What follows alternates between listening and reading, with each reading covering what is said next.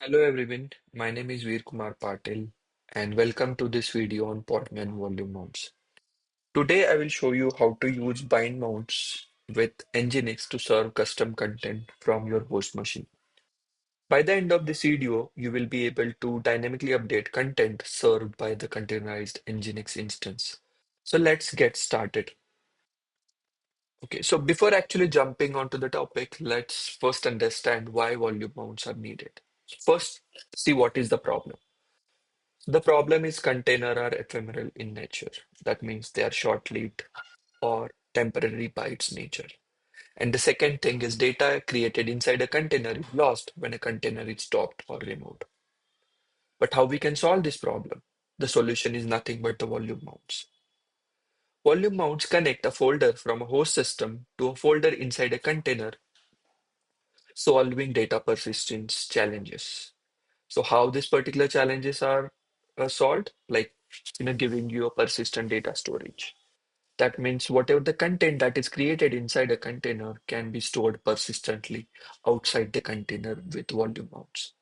Second thing is sharing the data. That means data sharing. The volume mounts allows you to share the data between multiple containers. We'll see this particular thing in an example, uh, the exercise that we are going to do. And lastly, it decouples the data from the container. Your data is stored outside the container. So even if the container is deleted, data remains safe. Again, we'll be going to see this particular thing in action. Okay, so what we are going to see in this particular video. So first and foremost, we'll create a simple HTML file. We will mount it or bind it to a Nginx server, and then we will see whether we are able to access that particular page or not. Once that is done, we will, update the content from dynamically, and from there we'll be, going to see whether the updated content is reflected through Nginx server or not. And lastly, we'll explore the volume mount details about it. What are the details of the volume mounts? Okay.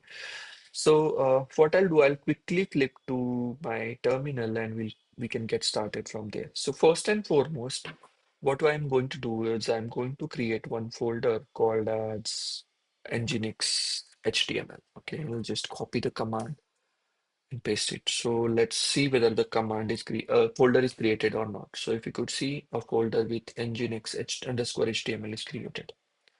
Now what I'll do, I'll just do one more thing. I will add or create a HTML file inside that particular uh, folder.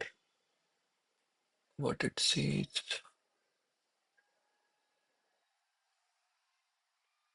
let's just close this.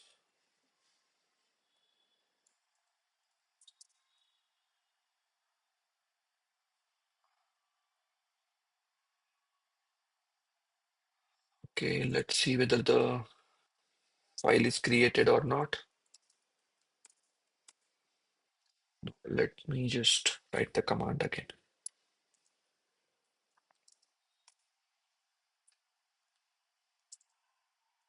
Will be the command will be like echo, let's say h1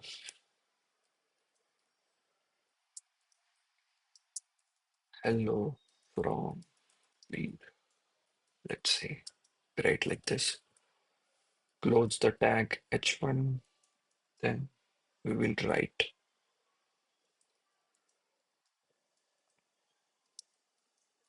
this to a file nginx underscore html is the folder. Inside that, we'll create a index.html. Oh, we remained, the bracket remains closed. Let me just execute it again. Double quote remains to be. Yes, now the file is created. Let's see, confirm it. Yes, the file is now created. So the first step is done, like creating a custom HTML content. Now let's run it with a command where we'll bind it to Nginx. Okay. So what we are going to do here, we are going to write a command like podman run. We wanted to remove the container once the execution is done. We wanted to run it in detached mode. That's why hyphen D. Then what we are going to do, we are going to give a name as nginx dash server. This is the name of the container. Then we are going to do volume mount. Okay, so in order to do volume mount, you have to do hyphen V, then the path of the directory that you wanted to mount. So in our case, it's nginx underscore HTML. That is the directory that we wanted to mount. And where we wanted to mount this, we have to give the path. So nginx by default is present under user slash share slash nginx slash HTML. And again, we wanted to have it in read-only mode. That's why arrow. Okay. And oh, sorry, I by mistake clicked on enter. I'll just add the next part. Then I wanted to have the port binding to be done. I wanted to run it on 808 port, mapped to 80 port inside the container. And lastly, the name of the container that we wanted to download, basically the image name. Okay, and if I hit this, seems to be my Podman is not started, so I'll quickly start that.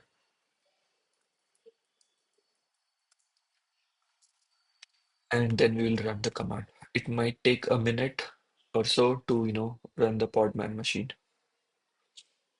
Cool, the Podman is started now, then I can execute the command. So if you could see the container is running. Okay, now let's confirm that our container is up and running and it is giving us the, uh, you know, desired result. So I'll just do local host colon 8080. Oh, sorry, typo. So if you could see, it gives me a message, hello from Veer. Now let's do one thing. I'll just uh, update the file again. Instead of hello from Veer, I will use hi from Veer. Okay. And now again, I'll go back to the browser and see whether the content is updated for me or not. So if you could see, it is updated. So that's the beauty of using the volume mode. So we are able to mount a folder, and whatever the changes that we are making inside a folder, we are able to see it on the actual HTML file. Now let's go ahead and explore the volume mount details. Okay, so for that I'll flip over to again to terminal, and let's execute the command podman inspect nginx server. We'll be going to search for the keyword mounts and give me the first five results. Okay.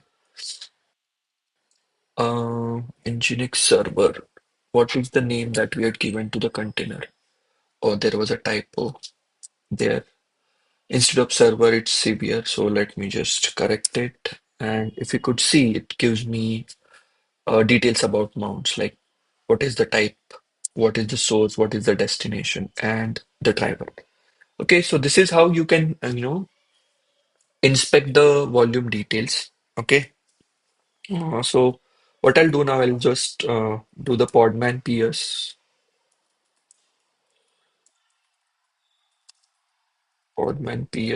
and I'll try to stop that particular container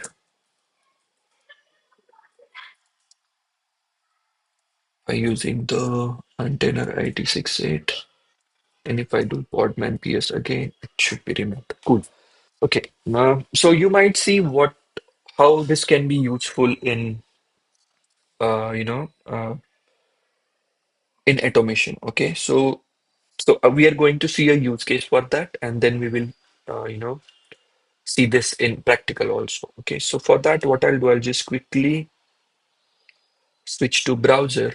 Uh, okay, and I will go to a website, Draw. Let me just open this. Okay. Uh, so what we are going to see now is, let's say you have one container. Okay. So this container uh, is like executes test automation or your test cases basically. Okay. And it generates a report. Imagine this is executing inside a container. But if you know by its nature, the containers are ephemeral, short-lived. They don't save data. So for that, what we are going to do is we are going to use a volume mount, basically, that will kind of, store the test report data here. So what it will do, it will hold your test report. Okay. And there will be another container like the Nginx, which will again be using this particular test report data and kind of help you to view that particular report. So this will be Nginx server that will basically shows the report. Okay. So this is what we are going to do in this particular exercise. Okay. So for that, I'll quickly show you what we are going to do. So I had created one Docker image or say image where the tests are executed. Okay, so we are going to utilize those image. We are going to even also going to create a volume mount in a different way altogether in this video. And once that is done, we are going to, you know, see that how that volume mount can be used across multiple containers. Okay. So what I'm going to do, I'll just go to the command prompt again. I'll just do cd dot dot. I'll do ls and again what I'll do, I'll just create a folder mkdir report data. Okay, let's create a folder called as report data. Okay, then I'll go inside that particular folder. Okay, and the command that we are going to do is I have one image that it's kind of holding the test automation code. Okay, so we are going to utilize that. Okay, so the command that we are going to execute is like this: Podman run. I wanted to run it in interactive mode, that's why IT. I wanted to remove the container once the execution is done. And I'm mounting a directory, okay? So I'm mounting the current directory where the code will be present, okay? Or not the code, the report will be saved basically. And the report will be generated inside a directory slash app slash Allure report. And this is the image which has the code uh, for the test execution. Okay. So I'll just execute this particular command and let's see what is happening. Okay. So if you could see, it started executing the test.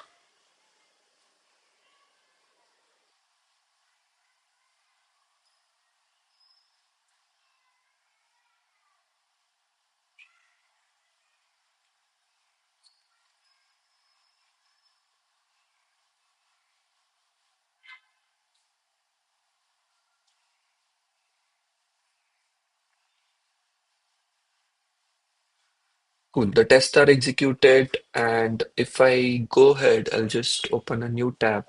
Okay. And if I do ls, you could see the index.html and everything is present over here.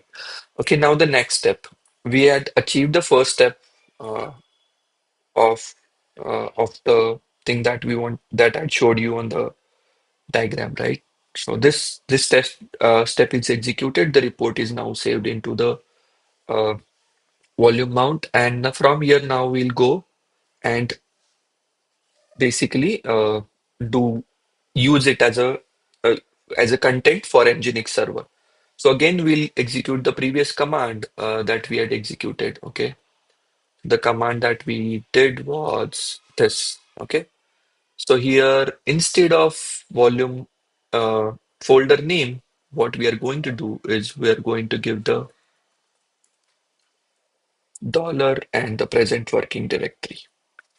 Okay, so what it is going to do, it is going to serve the same content that we had listed over here. Okay, so it is going to basically serve the thing. And if I execute it and again go back to a browser, okay, sorry, let me just go back to the browser and refresh this particular page, you will be able to see the Allure report. Pretty cool, right? So this is one way. So here we are doing a volume mount with a folder. The next step, what we are going to do is we are going to create a volume mount uh, using there is a Podman command which allows you to create a mount, and we are going to use that and do the same steps. So, okay, so I'll just quickly write that particular command and we can get started from there. Okay, so what we are going to do now is we are going to first let me clear this. I'll just move out of this particular folder. I don't need to be there. Okay. So what I'll do, I'll just going to create a Podman create volume, sorry, Podman volume create, and I'll give a name as let's say uh report hyphen data. Okay. So we are going to create a volume with name report data. Okay. And after that, the command will remain same. So instead of this, sorry, not this particular command. This is the command that we wanted to execute, right? Where podman run. So we are executing the test, and we are storing the test result into the report data volume. Okay, and from where the data will be saved, it's from app Allure report, and the code that will be executed is this. Okay, now let's execute this.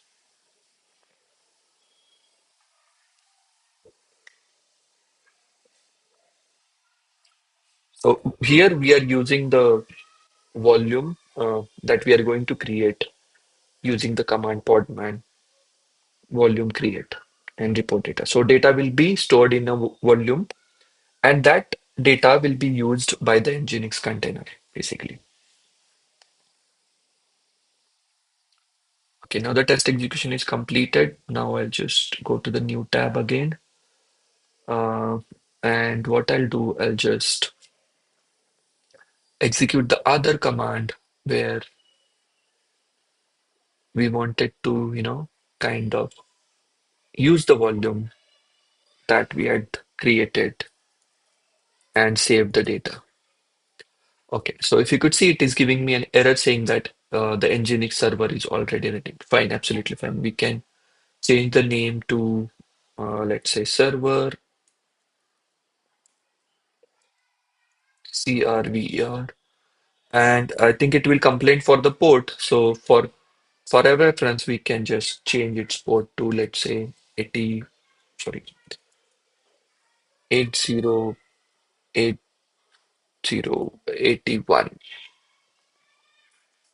And now if I go ahead and see the browser, let me just go to the Allure report. So this is running on 8080. It's still running even though container is stopped. If you remember, I had stopped the container for the report. Sorry, not for the report, but for the test execution that we had done. The data is saved. Now let's go ahead and see it on 8081. So if you could see, still the report is available. Okay. Now what we will do is like whether it's completely dynamic or not, what we are going to do, I'll just quickly do a small change, basically. to my code, okay? Let me just go ahead and show you the code file. So this is the test cases that are present over here. And what I'll do, I'll just skip some of the test. Okay, let me just do some skipping of the test cases. Okay. And then what I'll do, I'll build the image again. Okay. So the command, I'll just copy paste it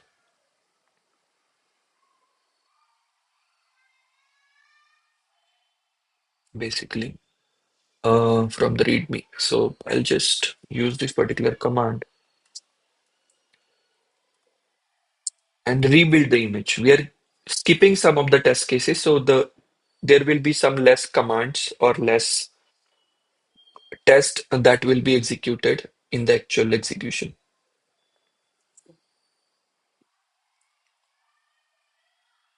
Okay, so now the new image is built. Now let's again go ahead and execute the test cases and see the impact of it. Okay, so if imagine, so here if you could see all the tests are executed. There are no, skipped test cases. Okay, so now I'll just go again and go to the test that we had executed. I'll just close this and I'll execute this command again. Okay, so now it will execute the test cases again and let's see the difference.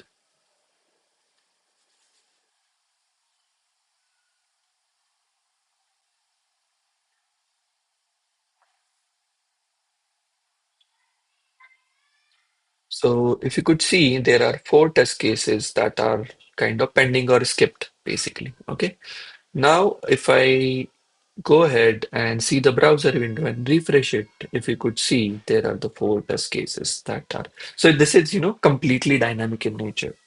So even the container is running, the two containers are running. Whatever the content that has been updated inside a volume are quickly reflected into the another container. So this is the thing that I wanted to cover in this particular video. Hope you are able to understand its use case uh, in case of test automation. So briefly, to complete like what we had covered in this particular video. First and foremost, we understood what is the problem with the containers. Then we covered how we can solve it. Then we had seen a example where we had updated simple HTML and used it to serve through Nginx, and then we saw a practical use case in case of test automation and how it can be helpful to solve your problem. So this is the thing that I wanted to cover in this particular video. Uh, Thanks for watching. Thank you.